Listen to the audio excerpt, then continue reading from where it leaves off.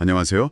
오늘 저희가 함께 살펴볼 자료는 상당히 흥미로운 주장을 담고 있습니다. 네, 바로 미국 대통령 선거, 이 정치 일정이 일종의 4년짜리 투자 시계가 될 수 있다는 건데요. 정치랑 경제, 그리고 자산시장까지요? 네, 맞아요. 이게 예측 가능한 주기로 움직인다니 쏠깃하면서도 진짜 그럴까 싶기도 하고요. 이 분석 함께 깊이 파고들면서 여러분의 투자 관점에도 적용해 볼 만한 게 있을지 한번 보시죠. 네, 좋습니다. 이 자료의 그 핵심 주장은 결국 정치, 특히 예측 가능한 그 선거라는 제도가 경제 변수보다 어쩌면 더 위에 있다는 거예요. 아, 정치가 경제 위에 있다? 네, 미국 대통령의 4년 임기, 그리고 또 재선 가능성, 이런 정치적인 동기가 맞물리면서 경제정책이나 자산시장 흐름에 어떤 일정한 패턴, 그러니까 사이클을 만들어낸다는 그런 분석인 거죠.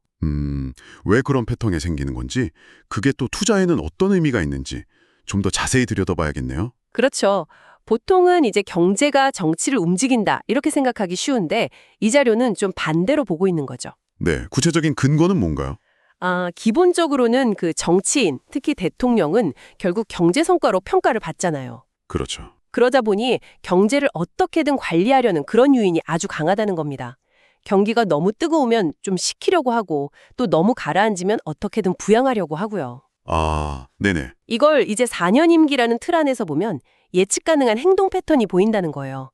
뭐랄까, 개별 정치인의 속마음까지는 우리가 알 수 없지만 선거라는 그 제도 자체가 만드는 흐름이 있다는 거죠. 아, 그러니까 선거에서 유리해지려고 경제를 운용하는 과정에서 패턴이 생긴다. 흥미롭네요. 그럼 그 4년 주기가 구체적으로 어떻게 나타난다고 분석하나요? 네, 그 자료에서 제시하는 일반적인 패턴을 한번 보면요. 우선 집권 1년 차. 이때는 소위 허니문 기간이라고 하죠. 네, 그렇죠. 선거 때 내세웠던 공약들, 이걸 이행하면서 감세라든지 재정 지출 같은 카드를 많이 꺼내듭니다. 네. 그러면서 이제 시중에 돈, 즉 유동성이 좀 풀리니까 보통 연말 한 11월 정도까지는 자산 시장이 상승하는 경향을 보인다. 이렇게 분석해요. 일단은 좀 분위기를 띄우는 거군요. 그럼 2년 차는요?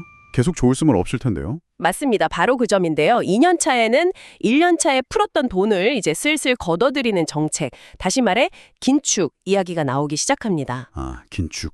네, 인플레이션을 잡는다거나 아니면 재정 건전성을 확보해야 한다 이런 명분으로요.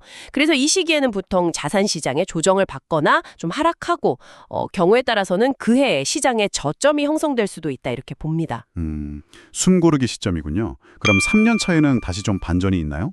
네, 3년 차가 되면 이제 슬슬 다음 선거가 다가오기 시작하잖아요. 아, 그렇죠. 2년차 긴축 때문에 경기가 너무 가라앉으면 곤란하니까 슬슬 다시 경기 부양책을 좀 만지작거리기 시작하는 거죠. 자산시장도 여기에 좀 반응하면서 완만하게 회복하는 모습을 보인다 이렇게 분석하고요. 그리고 대망의 4년 차. 선거가 있는 애는 어떻습니까? 제일 중요할 것 같은데요. 바로 그 점입니다. 재선이나 아니면 정권 재창출을 위해서 할 수 있는 거의 모든 부양책을 동원한다고 보는 거죠. 아, 특히 미국은 그 개인 퇴직연금 401k 같은 걸 통해서 많은 국민들이 주식시장에 직접적으로 연결되어 있잖아요. 네, 맞아요. 그래서 자산시장을 띄우는 게 정치적으로도 매우 중요합니다. 그래서 이 시기에는 자산시장이 크게 오를 가능성이 높다 이렇게 주장하는 거죠. 누가 당선되든 일단 부양 기대감 자체는 커진다는 거고요. 그런데 대통령이 재임 중일 때, 그러니까 두 번째 임기를 하고 있을 때는 이 패턴이 좀 다르다고 하던데요. 첫 임기 때랑 다른 점이 있나요? 네, 그거 아주 중요한 지적입니다.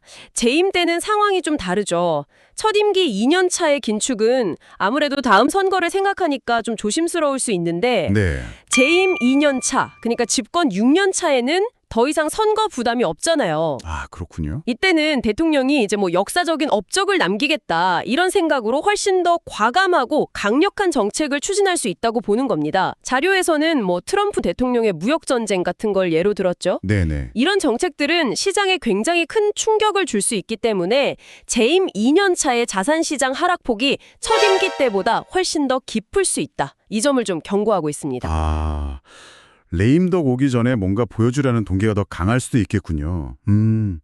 정말 흥미로운 분석이네요. 그럼 이런 패턴 분석을 바탕으로 어떤 투자 아이디어를 제시하고 있나요? 네, 이론에 따르면 비교적 단순한 전략을 제안하는데요.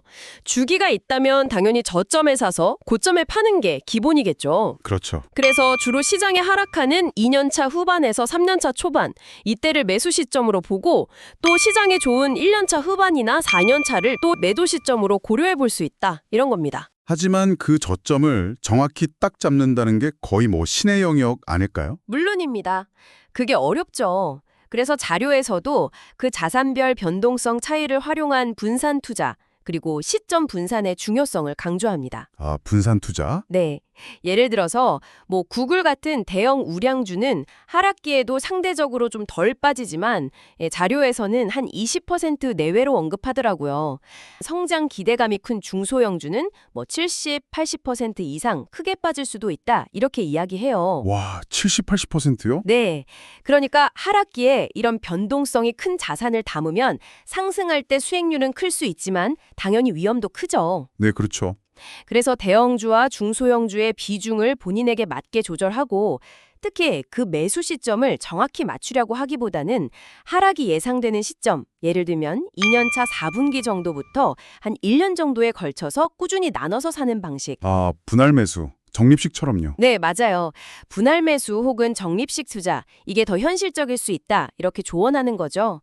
뭐랄까, 기다리다가 타이밍을 놓치거나 너무 일찍 들어가는 것보다 평균 매수 단가를 관리하는 게 낫다는 겁니다. 네, 저점 예측의 어려움을 이제 분할 매수로 대응하라 이런 거군요. 오늘 미국 대통령 선거 주기에 따른 이 4년 투자 사이클 이론 참 깊게 들여다봤는데요. 정치적인 동기가 이렇게 어떤 명확한 시장 패턴을 만들 수 있다는 주장이 상당히 신선하고 또 흥미로웠습니다. 특히 시장 하락 시기에 대한 분석이랑 대응 전략 아이디어가 인상 깊네요. 네, 물론 이 이론 하나만으로 시장의 모든 움직임을 다 설명할 수는 없겠죠.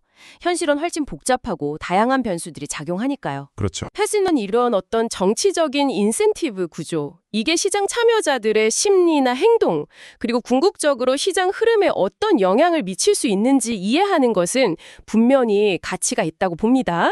네. 경제 뉴스를 보거나 시장의 등락을 해석할 때 여러분만의 분석 틀을 하나 더 갖게 되는 재미니까요.